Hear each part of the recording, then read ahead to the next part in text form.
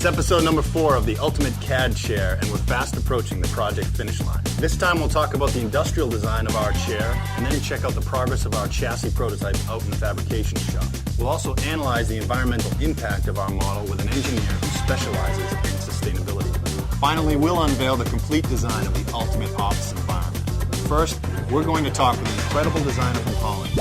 We've got Rob Wolkers on the line with us. Can you hear me, Rob? I can. Thanks for having me on the show, Jeremy. Hey, we're looking at your designs up on the screen right now. They look unbelievable. Can you walk us through what you're thinking behind them? Well, my main goal is to develop a chair that makes being at work feel like being on vacation. So while you're sitting in your office environment, you actually feel like you're out drifting on a boat somewhere. It looks like you have this thing floating on water. Yeah, that's actually a 360-degree waterfall with an LED backlight to make the chair appear like it's in water. But the waterfall makes for a great background sound too. This is a pretty ambitious design you have here, Rob. Any other features you were dreaming of?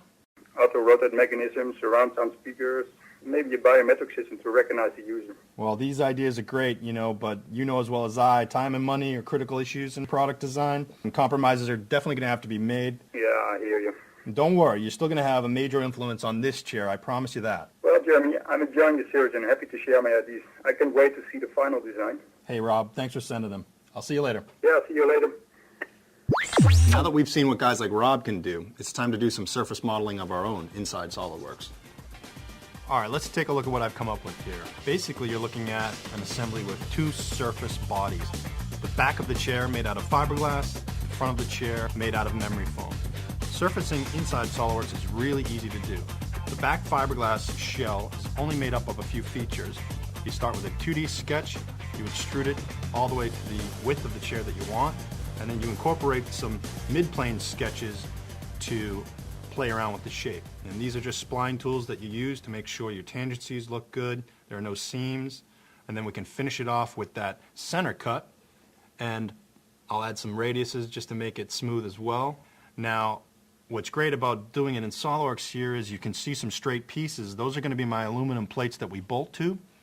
So I don't have to switch between surface modeling and solid modeling. It all lives in this environment, easy to use. If I make a change to the plates, the surface will update automatically, which is really, really powerful. And the memory foam is just a custom shape I came up with, and if it was something I wanted to tweak a little bit more than just using 2D sketches, I could use a freeform tool inside SOLIDWORKS to push and pull control points and get the shape the way I want. What's cool is if we want to make a change, we can just modify this. We do not have to destroy the surface. There's no need to rebuild it. Really cool, really powerful. This chair is starting to look like something futuristic. All right, that's what our final chair will look like. Let's take a break from the computer. Let's go check in on the progress of the chassis build out in the fabrication shop. I've also invited a sustainability expert to meet me out there and talk about green product design. Let's go. How you doing, man? Good to see you, Jeremy. Thanks. Thanks for coming out. Let's go see what these guys are up to. Yeah, let's.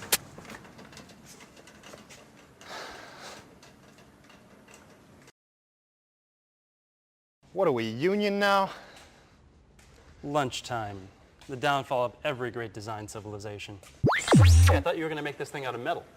Well, the wood's temporary. Actually, the choice right now is aluminum versus steel. Everyone's weighing in on it on the website, and that's why you're here, actually, so that we can make a better environmental choice before picking one.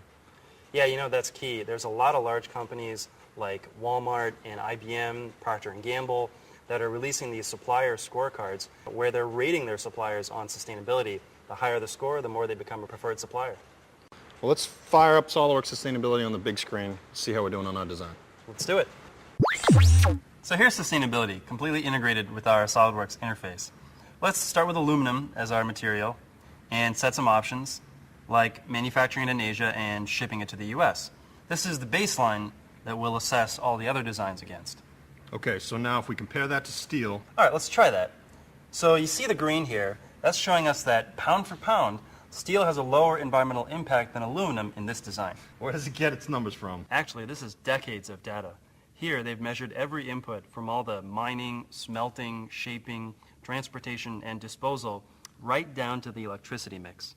All right, Asheen, break it down in the real world. Why is steel actually a greener choice over aluminum? Well, so here, take this aluminum can, for example. To make this, first you got to take this rock called bauxite and refine that into aluminum oxide, and then smelt that into aluminum. And that smelting takes a ton of electricity.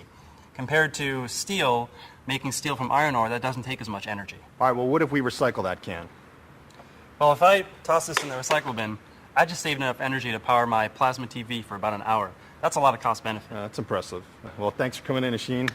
Hey, it's been a lot of fun, and I hope your build guys come back. I'd love to see this thing in all its glory. Me too. Apparently, my build guys are waiting on a final design. Luckily, I'm one step ahead of them. All right, are you ready to see the final design? Let me take you through it. Okay, let's start with the floor. We're going to add the chassis on top of that. The gantry or the linear actuator is going to sit on top of the chassis. The next piece is the wall surround. Easy to assemble, easy to take apart. Next up is going to be a drafting table. In the spirit of my buddy Rob Wolkers, I did add a waterfall to the design. It's going to be separate from the chair, off along one of the wall panels. And then of course we've got this custom chair.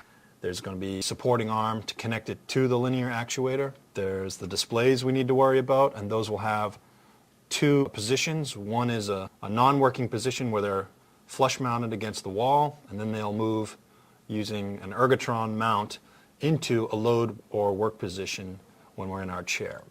I also downloaded 3D Connexion controllers from 3D Content Central. Now finally, it's not the ultimate CAD chair without having all the controls at our fingertips, which brings us to this week's vote. All right, this week's vote you can totally geek out on. We need to power up this entire assembly from the chair. You need switches. Do you guys want to vote for military grade switches? Or do you want minivan grade switches? I'm not going to tell you how I'm voting. We'll have to see what you guys choose.